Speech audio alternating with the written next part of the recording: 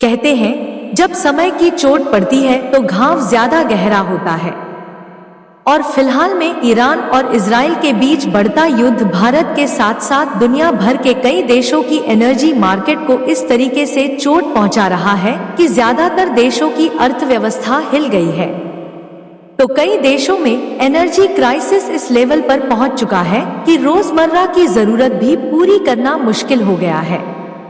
और देखने को यह मिल रहा है कि सबसे ज्यादा संकट गैस सप्लाई को लेकर आया है। और दुनिया के बाकी देशों के साथ साथ भारत में भी इस समय एलपीजी का शॉर्टेज आ गया है। लेकिन कमाल की बात यह है कि जहां एक तरफ दुनिया के देश चुपचाप तमाशा देख रहे हैं, वहीं भारत एक अलग ही लेवल की तैयारी के साथ मैदान में उतर चुका है। हम यहाँ बात कर रहे हैं कोयले की, जो कि गैस की कमी को पूरा करने का सबसे बढ़िया सोर्स माना जाता है। और जैसे जैसे भारत में गैस की शॉर्टेज बढ़ती जा रही है, वैसे वैसे कोयले की डिमांड बढ़ रही है। लेकिन क्या आप जानते हैं कि भारत अपनी टोटल रिक्वायरमेंट में से 80% कोयला तो खुद के देश में ही प्रोड्यूस करता है। लेकिन उसके बावजूद भी भारत में कोयले की डिमांड इतनी ज्यादा है कि 20% कोयला दूसरे देशों से मंगाना पड़ता है। लेकिन अब क्योंकि गैस शॉर्टेज आने से कोयले की डिमांड और ज्यादा बढ़ चुकी है, इसलिए भारत को और भी ज्यादा कोयला दूसरे देश से मंगाना पड़ेगा। और क्योंकि कोयले का उपयोग इंडस्ट्री में एक बड़े लेवल पर होता है, इसलिए दुनिया भर के जितने देश हैं वह कोयले को खोजने के लिए नए नए देश की तलाश कर रहे हैं। लेकिन कोई दूसरा देश मौके को अपने हाथ में लेता उससे पहले भारत ने सबसे बड़ा मौका खोज निकाला है मोजाम्बिक में। और बड़ी खबर यह निकल कर आ रही है कि भारत की जेएसडब्ल्यू स्टील ने कुकिंग कोल माइनिंग के लिए मोजाम्बिक के साथ मिलकर काम करना शुरू कर दिया है।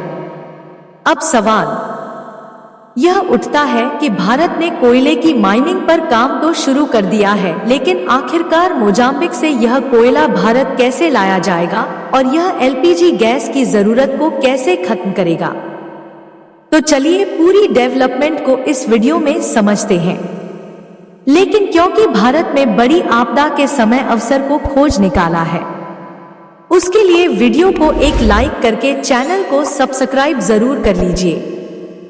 सबसे पहले यह समझिए कि भारत उन देशों में शामिल है जहां पर अनेकों फैक्ट्री और इंडस्ट्री चलती हैं। दुनिया की सबसे तेजी से बढ़ती अर्थव्यवस्थाओं में भारत का नाम लगातार ऊपर आता जा रहा है। स्टील, सीमेंट, बिजली, केमिकल, टेक्सटाइल और मैन्युफैक्चरिंग जैसे सेक्टर दिन पर दिन विस्तार कर रहे हैं।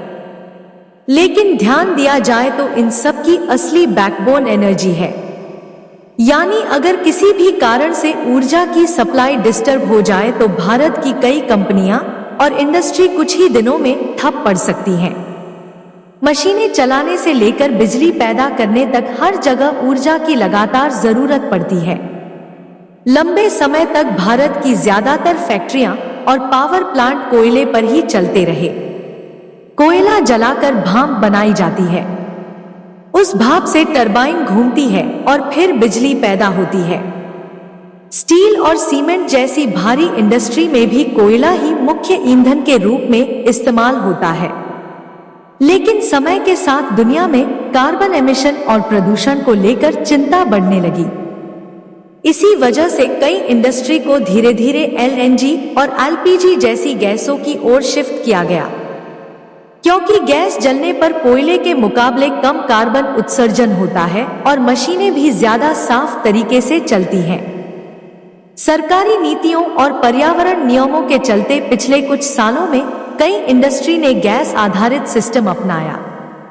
गैस पाइपलाइन के जरिए सीधे फैक्ट्री तक पहुंच जाती है और उसे जलाकर बॉयलर या टरबाइन चलाए जाते हैं। इससे ऑपरेशन ज्यादा कंट्रोल में रहता है और प्रदूषण भी कम होता है। हालांकि इसके साथ एक बड़ी चुनौती भी है, क्योंकि गैस की बड़ी मात्रा भारत को दूसरे देशों से आयात करनी पड़ती है। यानी अगर अंतर्राष्ट्रीय बाजार में सप्लाई बाधित हो जाए तो कई फैक्ट्रियों के सामने संकट खड़ा हो सकता है, और यही संकट फिलहाल में सामने आ चुका है। अगर कोयले की बात करें तो आज भारत दुनिया के सबसे बड़े कोयला उपभोक्ताओं में शामिल है। देश में हर दिन लगभग 35 से 40 लाख टन कोयले की खपत होती है। इसमें से करीब 70 से 75% कोयला बिजली उत्पादन में चला जाता है। क्योंकि भारत की अधिकांश बिजली अभी भी कोयला आधारित पावर प्लांट से बनती है, लगभग 10 से 15% कोयला स्टील और मेटल इंडस्ट्री में इस्तेमाल होता है, जबकि बाकी कोयला सीमेंट, आयन भट्टों और दूसरी मैन्युफैक्चरिंग यूनिट्स में खपत होता है। भारत अपनी जरूरत का करीब 80% कोयला खुद पैदा करता है, लेकिन फिर भी उच्च गुणवत्ता वाले कोयले के लिए ऑस्ट्रेलिया, इंडोनेशिया और दक्षिण अफ्रीका जैसे देशों से आयात करना पड़ता है। इतिहास में कई बार ऐसा भी हुआ जब वैश्विक बाजार में उतार चढ़ाव के कारण भारत को ऊर्जा संकट का सामना करना पड़ा। कभी अंतर्राष्ट्रीय कीमतें अचानक बढ़ गई तो कभी सप्लाई में रुकावट आ गई। उदाहरण के तौर पर इंडोनेशिया ने एक समय अपने घरेलू बाजार को प्राथमिकता देते हुए निर्यात पर प्रतिबंध लगा दिया था, जिससे भारत की कई कंपनियों को मुश्किल हुई। इसी तरह ऑस्ट्रेलिया में खनन और शिपमेंट से जुड़े विवादों ने भी कई बार सप्लाई चेन को प्रभावित किया। इन घटनाओं ने भारत को यह एहसास कराया कि ऊर्जा के मामले में आत्मनिर्भरता कितनी जरूरी है, और अब हाल ही में सामने आए एलपीजी और गैस सप्लाई संकट ने भारत को फिर से कोयले की तरफ देखने पर मजबूर कर दिया है।